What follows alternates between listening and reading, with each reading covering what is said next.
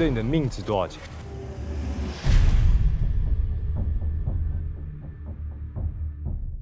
Hi, welcome to the Silver Spleen. My name is Jim Fowler, and this is my review of Wild City. Ringo Lam has made some iconic Hong Kong films, and that's just one reason I was looking forward to seeing Wild City. In some ways, Wild City is very reminiscent of those earlier films.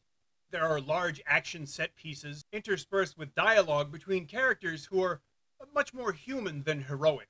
Louis Koo stars as a former police officer who now runs a bar, but he's not Irish.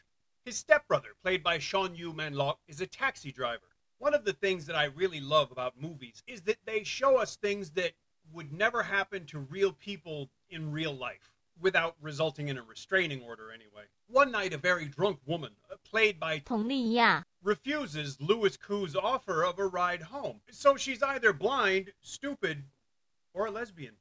Speaking of plausibility, Louis Koo brings this inebriated woman to his mother's house. His mother, played by Yun Chu, seems rather used to it. I really enjoyed Yun Chu's performance, but that could be said about a lot of people in this movie. It was nice to see Philip in a non-action role, even though he still gets to do quite a lot of stunts, one of which honestly frightened me. It was also good to see Joman Chang on the big screen playing a policewoman, which she's certainly done often enough, but I don't care. Joseph Chang, Jack Cao, and Mark Ma played Mandarin-speaking antagonists, which added to the 80s throwback feeling. All of these people were very entertaining and effective in their roles. Michael Tsai deserves special mention for playing the slimiest boyfriend since The Incredible Melting Man. I don't want to talk too much about the plot because I don't want to give it away, and I'd rather that you saw the movie for yourself.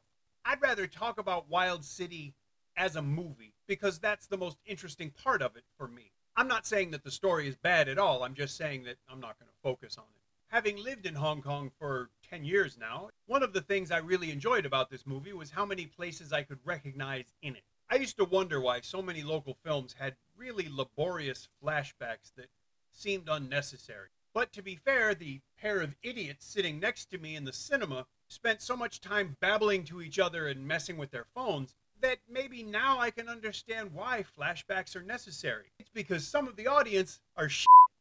Thanks a lot. One of the flashbacks in Wild City was honestly very good because it made a contribution to the story and the character development and the theme and everything else. The second one wasn't nearly as interesting or as necessary.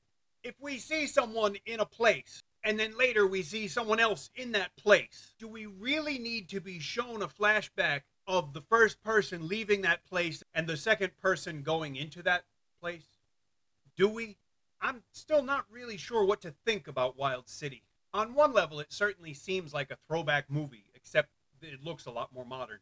But the themes, the tone, the dialogue, and the story all seemed very reminiscent of Ringo Lam's 1980s films. Of course, on a technical level, the film is very much up to date. It looks really nice, and there's some very interesting camera work. Some people will criticize the CGI in the movie, but I'm really not going to. The simple reality is that you can't go around setting off explosions in the middle of one of the most densely populated places in the world. So in that sense, I understand why sometimes you have to use CGI for big explosions.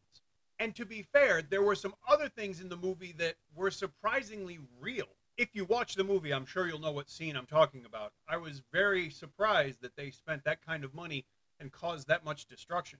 To be fair and honest, there's at least one bit of CGI that's completely unnecessary, both thematically and visually. A lot of recent productions have aspired to be blockbusters for any number of reasons, most of which I admit I don't really know. While Wild City doesn't necessarily succeed on that level completely, I will easily say that it comes the closest to fulfilling that aspiration than any number of recent local films. Wild City isn't perfect, but it's a pretty entertaining way to spend 90 minutes, provided you're lucky enough not to have to sit next to two mouth breathers. I can recommend that you watch this movie so that you can make up your own mind about how you feel about it. Besides, if you don't watch the movie, you won't get to play the official Silver Spleen game, Where is Jane Wong? So yes, I think you should watch this movie. But like I always say, you should pay for the privilege. Go watch it in a cinema. Looks really great on a big screen and played really loud. If you don't do that, wait till you can rent it or buy a disc. Don't steal movies. When this gets released to home video, I'll update the description with a link where you could buy it. That's what I want you to do. If you enjoyed this review, leave me a comment. If you didn't, leave me a comment. If you like the channel, please subscribe. Thanks for watching, and I'll see you again soon.